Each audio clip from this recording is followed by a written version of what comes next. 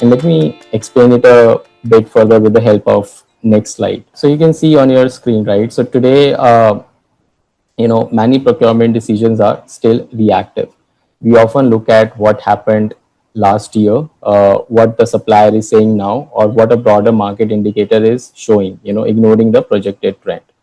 The second issue is, like we discussed, is data. Data is available, but it is often fragmented.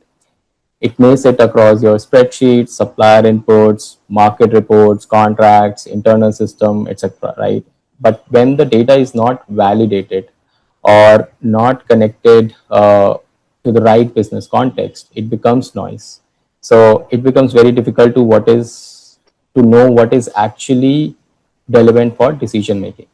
Another challenge is of generic indices. High level inflation numbers, no doubt, may be useful for macro understanding, but they do not reflect the actual cost structure of your spend category. So each category, product, service has its own cost drivers, right? And each driver has a different market dynamics altogether.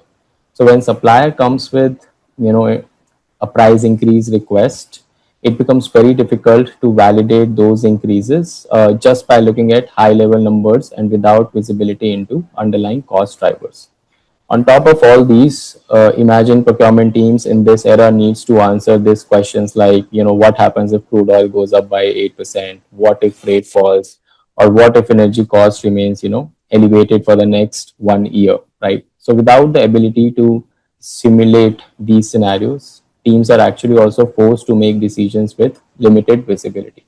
So the point is simple. Procurement cannot afford, and I think I'm repeating myself, cannot afford to lead with instinct or poor data when the stakes are so this high, right? And we need decision grade intelligence, something that connects all pieces: market data, your cost drivers, forecast, contracts, tariff and spend context, so that procurement can move from reacting to actively managing it.